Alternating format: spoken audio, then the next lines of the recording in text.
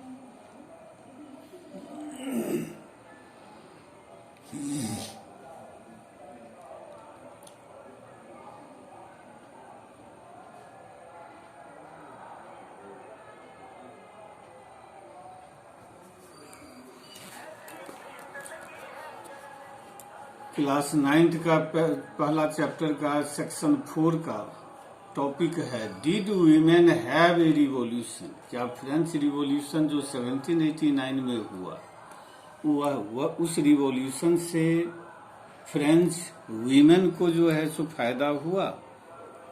औरतों को क्या फ्रांसीसी औरतों को फ्रांसीसी क्रांति से लाभ प्राप्त हुआ, इसके बारे में इस टॉपिक के अंतर्गत जानेंगे। जब फ्रेंच रिवॉल्यूशन की जब हो रही थी उस समय महिलाओं ने बहुत बढ़ चढ़ करके भाग लिया था। महिलाओं को यह आशा थी कि फ्रेंच रिवॉल्यूशन के बाद उनके जीवन में भी परिवर्तन आएगा, उन्हें भी वे सारे अधिकार प्राप्त होंगे जो फ्रेंच सोसाइटी में औरतों को प्राप्त होती है, जो पुरुषों को प्राप्त होती है फ्रेंच सोसाइटी में, वो सारे अधिकार औरतों को भी प्राप्त होंगे। लेकिन ऐसा नहीं हुआ। 1791 का जो फ्रेंच रिवॉल्यूशन था उसने महिलाओं को निराश किया, क्योंकि इस कॉन्स्टिट्यूशन ने महिलाओं को राइट टू वोट यानी वोट देने का अधिकार, elected to assembly national assembly में के इलेक्शन में खड़ा होने का अधिकार, एंड होल्ड पब्लिक ऑफिसेज यानी कि राजनीतिक पद संभालने का अधिकार, ये अधिकार सब उनको नहीं दिए। इस कॉन्स्टिट्यूशन के द्वारा औरतों को पेसिव्ड सिटीजन डिक्लेयर कर दिया गया, यानी निष्क्रिय नागरिक की श्रेणी में जो है सो औरतों को रख दिया गया।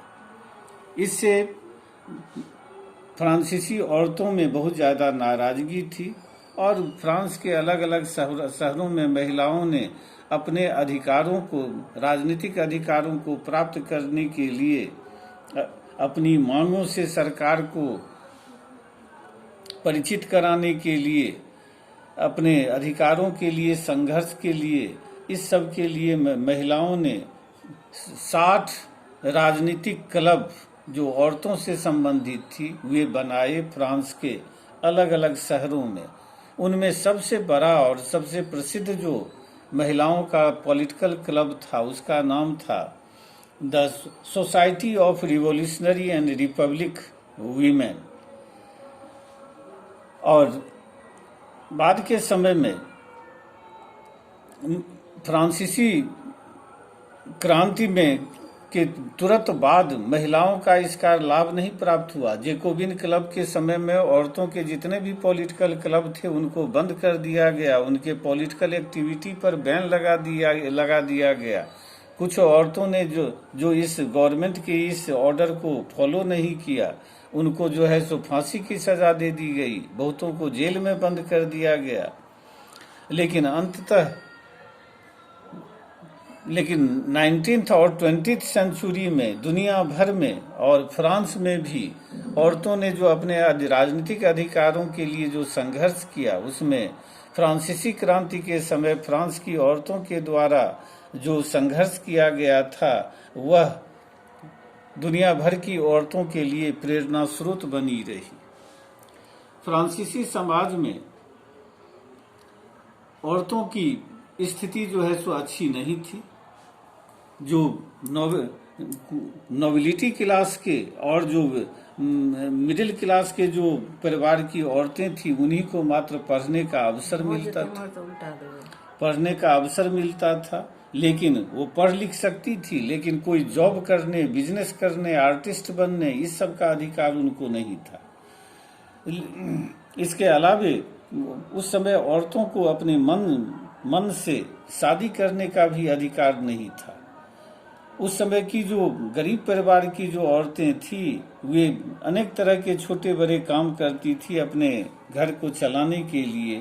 बहुत सारी सिलाई कढ़ाई का सिम्स्ट्रेसेज के रूप में, बहुत सारे धोबिन के रूप में, लॉन्ड्रेसेज के रूप में बहुत सारी औरतें फलों, फूलों, सब्जियों इस सब को बेचने का काम, बहुत सारी औरतें घरेलू नौकरानी का काम ये सब करती थी और इससे अपने परिवार के गुजर बसर में वे परिवार की मदद करती थी।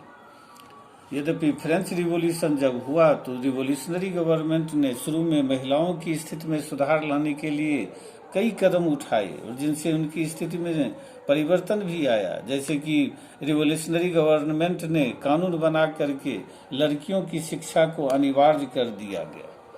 बहुत सारे सरकारी स्कूल, स्टेट स्कूल जो है सो स्थापित किए गए। औरतों को जो है सो अब उनकी मर्जी के विरुद्ध जो है सो उसके पिता शादी करने के लिए मजबूर नहीं कर सकती थी। अब औरतें अपनी इच्छा से शादी कर सकती थी। शादी को जो है सो एक अब कॉन्ट्रैक्ट माना गया, एक समझौता माना गया जिसका रजिस्ट्रेशन कोर्ट में सिविल लॉ के अंतर्गत होता था, नागरिक कानून के अंतर्गत होता था। पहले जो है सो सिर्फ पुरुष ही डिवोर्स ले सकते थे, तलाक ले सकते थे। अब औरतों को भी जो है सो तलाक लेने का अधिकार दिया गया पुरुषों की भांति। अब औरतों को अनेक तरह के जॉब की ट्रेनिंग दी गई, प्रशिक्षण दिया गया उन्हें काम करने का। अब वे आर्टिस्ट बन सकती थी, छोटे बिजनेस को चला सकती थी। तो ये फायदा शुरू में औरतों को हुई थी। लेकिन राजनीतिक अधिकार की जहाँ तक बात है तो इसके लिए फ्रांसीसी औरतों को लंबा संघर्ष करना पड़ा और अंत में जाकर के 1946 में उनको पॉलिटिकल राइट्स मिले।